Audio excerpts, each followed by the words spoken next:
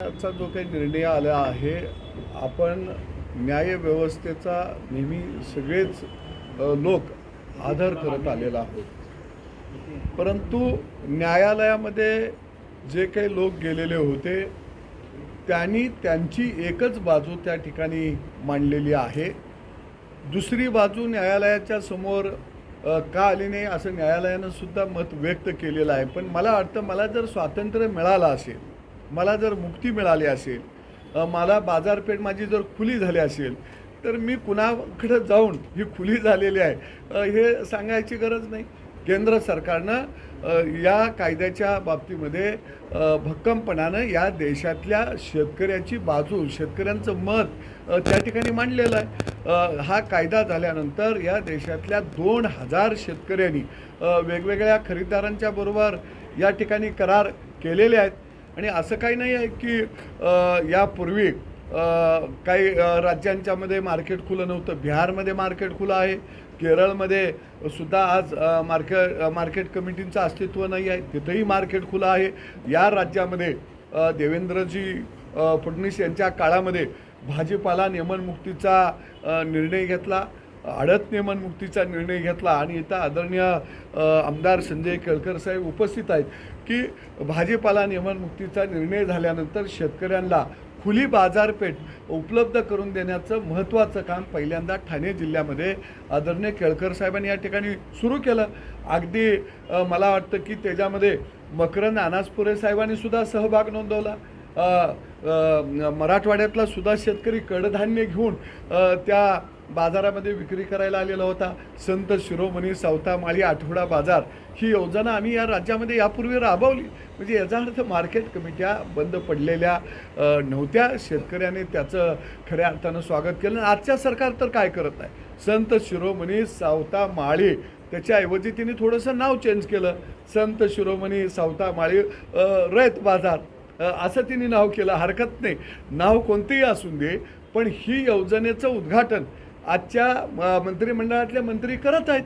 म्हणजे या राज्यामध्ये 307 मार्केट कमिटी आहेत, प्रायव्हेट 60 मार्केट कमिटी आहेत, खाजगी लायसनधारक 1100 आहेत. म्हणजे ह्याचा अर्थ असा नाही की या राज्यामध्ये ही व्यवस्था सुरू नाही. पूर्वीपासून आपण सुरू व्यवस्था ठेवलेली आहे. करार शेती पद्धत ही पारंपरिक पद्धत आहे. पूर्वीच्या काळामध्ये बटाईनं जमीन देणं, वाट्यानं जमीन देणं ही पूर्वीपासून चालत आलेलं आहे. फक्त त्याला कायद्याचा आधार नव्हता, ॲग्रीमेंट होत नव्हतं, करार होत नव्हता. या नव्या कायद्यानं त्याचा करार होणार आहे, ॲग्रीमेंट होणार आहे. आणि म्हणून मला वाटतं की हे कायदे फक्त कायद्याच्या रूपरेषेमध्ये बसवून, कक्षेमध्ये आणून शेतकऱ्याला संरक्षण देण्याचं काम हे खऱ्या अर्थानं केंद्र सरकारनं या कायद्याच्या माध्यमातून केलेलं आहे. सर, दुसरीकडं राज्यशेतकरी संघटना आहे, FRP मिळावं की इतर काय मागण्यांसाठी आंदोलनं जाणवली जाते, कशा स्वरूपात तुम्ही बघताय? मला वाटतं या देशामध्ये आणि राज्यामध्ये प्रत्येकाला आंदोलन करण्याचा अधिकार आहे. परंतु जी मंडळी आज आंदोलन करत आहे त्यांच्याकडे जर पाहिलं तर माझ्यासारख्या माणसाला थोडंसं आपण कुठं काही चुकलो का काय, अजून थोडासा विचारमंथन करावं का काय असं वाटायला लागतं. कारण एका बाजूला सत्तेत बी राहायचं, पट बी मेरी आणि चूप बी मेरी, छाप बी मेरा आणि काटा बी मेरा, म्हणजे जे काय होईल ते माझं. मग तुम्ही सत्तेत राहता कशाला? ज्या सत्तेमध्ये तुम्ही बदल केला किंवा जी सत्ता तुम्ही आणली याचं कारण तुम्ही म्हणत होता की जे आता सत्तेवरती आहेत हे शेतकऱ्याचं भलं करत नाहीत. आता भलं करणारी जर तुम्ही माणसं सत्तेवरती आणला असाल आणि तुम्ही त्या सत्तेमध्ये असाल आणि तरीही तुम्हाला आंदोलन करावं लागत असेल तर तुम्ही सत्तेमधून बाहेर पडा. आणि तुम्हाला बाहेर पडायचं नसेल तर तुमचंच सरकार आहे, तुम्ही शेतकऱ्यांना न्याय द्या. म्हणजे एका बाजूला सरकारमध्येही राहायचं आणि दुसऱ्या बाजूला शेतकऱ्यांना खुश करण्यासाठी आंदोलनही करायचं, ही मला वाटतं दुटप्पी भूमिका आहे. अरे कारखानदार तुम्हीच आहे, कारखानदारांच्या मांडीवर बी तुम्हीच बसणार, साखरेचा चहा गोड तुम्हीच पिणार आणि उसाला भाव मिळाला पाहिजे म्हणून बाहेर आल्यानंतर आंदोलन बी तुम्हीच करणार. म्हणजे मला वाटतं हे सेटलमेंट आंदोलन असं किती दिवस करत राहणार आहे? किती दिवस तुम्ही सरकारमध्ये चिकटून राहणार आहे? म्हणजे एका बाजूला लोण्याच्या गोळ्यावर बी लक्ष ठेवायचं आणि दुसऱ्या बाजूला कोण उचलायला गोळा आला तर त्याला काठीनं बी मारायचं आणि पुन्हा दुसऱ्याला मात्र खाऊ बी द्यायचं नाही आणि बोलताना मात्र असं आवा आणायचा सभ्यतेचा की मी यो गोळा जो लोण्याचा दिसत आहे ह्यो सुरक्षित राहावा म्हणून मी काठी घेऊन इथं बसलेलो आहे. म्हणजे लोकांना खाऊ बी द्यायचा नाही आणि काठी घेऊन तर का बसायचं, तो गोळा मला कसा मिळेल आणि माझं पोट कसं भरेल, अशा पद्धतीची भूमिका काही संघटना, मी कुणाचं नाव घेणार नाही, काही संघटना आता करत आहेत. कारण मी सत्तेमध्ये असताना ही मंडळी मला म्हणायची की सदाभाऊ तुम्ही बाहेर या. अरे मी म्हणायचा बाहेर काय, आत आलो आता कामाला लागलो या. आम्ही कर्जमाफी दिली, शेतकऱ्यांना दुधाला 5 रुपये आम्ही अनुदान दिलं, जलयुक्त शिवारसारखी योजना राबवली, शेतकऱ्यांचा शेतमाल एवढा खरेदी केला आम्ही की ठेवायला जागा गोडाऊनात नव्हता, एवढा शेतकऱ्यांचा शेतमाल आम्ही खरेदी केला, शेतकऱ्यांना कर्जमुक्ती दिली. आणि याच्या पुढं जाऊन मी सांगेन की साखरेची आधारभूत किंमत 70 वर्षानंतर पहिल्यांदा आमच्या सरकारच्या काळामध्ये आम्ही बांधून दिली.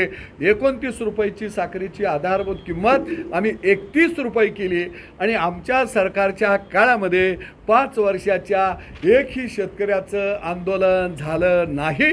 आम्ही FRP त्यावेळी साखर कारखान्यादारांच्या मुनगोट्यावर पाय ठेवून 100% द्यायला लागली. त्यावेळी तुम्हाला आंदोलन करावं लागलं नाही. मग आता तुम्हीच सरकारमध्ये असताना तुम्ही आंदोलन कसं काय करत आहे? तुम्ही बारामतीला आमदारकी मागायला आमरस खायला गेला, आता परत एक वेळा बारामतीला शेतकऱ्यांना उसाला भाव द्याला, गोड साखरेचा चहा प्याला जावा, म्हणजे आपोआप ऊस उत्पादकाला भाव मिळेल. कशाला आंदोलन करतात? शेतकरी नेते मला वाटतं की शेतकऱ्या करोनाच्या काळामध्ये एकामागोन एक अनेक संकट आली. चक्रीवादळाचं संकट आलं, महापुराचं संकट आलं, गारपीटचं संकट आलं, अतिवृष्टीचं संकट आलं आणि त्याला बाजारपेठेमध्ये माल विकायला सुद्धा प्रचंड प्रमाणामध्ये अडचणी निर्माण झाला. शेतकऱ्याचा शेतमाल शेतामध्ये सडला, पडून राहिला. पण हे मायबाप सरकार एवढं चांगलं सरकार आहे, एवढं चांगलं काम हिनी चाललेलं आहे. हिनी अशा काळामध्ये लोकांना मोठ्या प्रमाणामध्ये या आघाडीचा सरकारनं धीर दिला.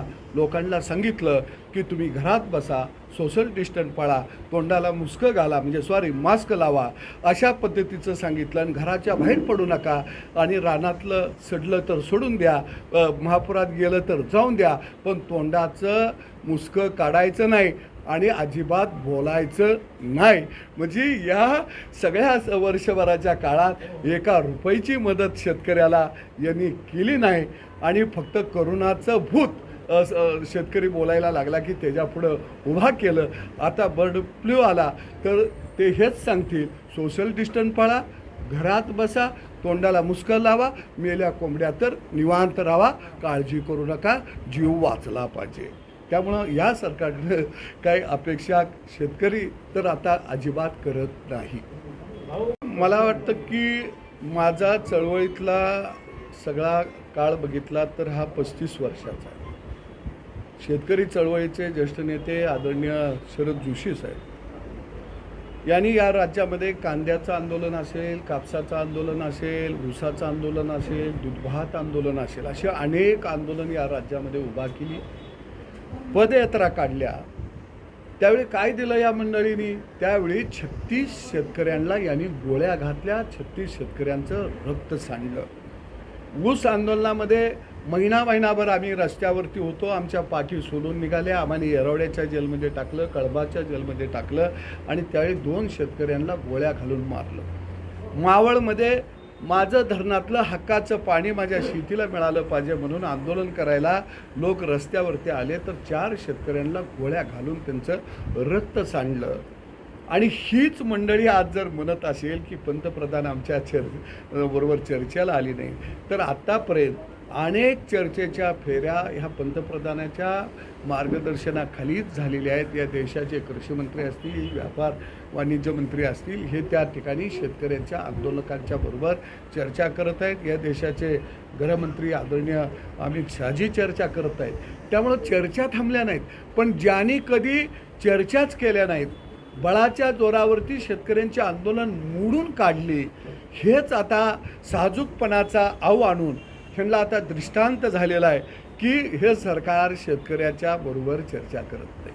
सर हिंदी में 70 साल के बाद खेती में जो बदलाव केंद्र सरकार ने लाया है नए कानून के माध्यम से, अत्यावश्यक वस्तु जो कायदा जो बना गया था वो कायदा किसानों के खिलाफ था। किसानों को मुक्त बाजार पेट इस कायदे के माध्यम से नहीं मिलती थी। तो अभी केंद्र सरकार ने जो 3 कानून लाए हैं उसके माध्यम से किसानों को खुली बाजार पेट या ठिकाने मिलने की एक अवसर मिला है।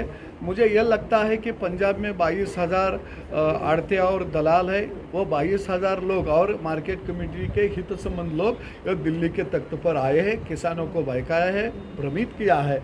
और किसान इस कायदे के खिलाफ नहीं है, लेकिन उसकी जो पहली मांग थी कि हमी भाव का कानून होना चाहिए, वो केंद्र सरकार मानने के लिए कानून करने के लिए तैयार हो गई। अभी नई उनकी मांग आई है कि वो ये कानून ख़त्म करे।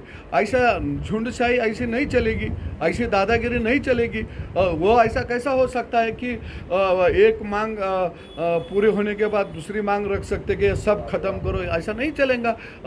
इस देश के जो किसान है 12-13 करोड़, इस सब किसानों ने इस कायदे का स्वागत किया है। आज व्याख्यानमालेच्यामध्ये खोत साहेबांचं शेती संदर्भातलंच व्याख्यान पण आहे आणि आज जी अमूल्य माहिती ही आपण या इकडे सगळ्यांना दिली त्यासाठी कि वहाँ की जो खेती में जो गेहूँ और राइस होता है वो सब खरीदी केंद्र सरकार करती थी। अगदी 50 साल से वो खरीद करते रही है, अभी भी आगे खरीदी करते रहेंगे, करेंगे। लेकिन क्या है, हर राज्य का क्रॉप अलग अलग होता है। तो ऐसा नहीं होता कि एक राज्य के क्रॉप को नज़र रखते हुए पूरे देश का जो वो मांगते वैसा ही कानून बनाने चाहिए, ऐसा नहीं हो सकता। अभी 2 राज्य छोड़ के सभी राज्यों ने इस कानून को किसानों को सपोर्ट किया है, कई संगठनों ने भी सपोर्ट किया है। तो मुझे ये लगता है कि ये पूरा आंदोलन राजनीतिक ही हो रही है। वो दिल्ली के कुर्सी के लिए कई लोग उस आंदोलन में शामिल हुए हैं, उनको लगता है मोदी को हटाने का यही एक रास्ता है, इस माध्यम से हम जाएंगे और दिल्ली की कुर्सी मिलेंगी। मुझे ये लगता है 70 साल तो पुराना कानून था, 3.5 लाख किसानों ने खुदकुशी की थी। अभी हमने 70 साल आपका कानून भाई देखा, अभी 7 साल तो धीरज रखो, इस कानून में क्या होता है हम देखेंगे। 7 साल के बाद इस कानून में पहला जैसा हम खुदकुशी करने लगेंगे तो बाद में सोच सकते हैं। ऐसा नहीं है कि ये कानून बना गया अभी जो ब्रह्मास्त्र है वो उसमें बदलाव नहीं ला सकते हम, ऐसा कुछ नहीं है। बदलाव तो हम कर सकते हैं आगे जाके कोई कठिनाई होती है तो।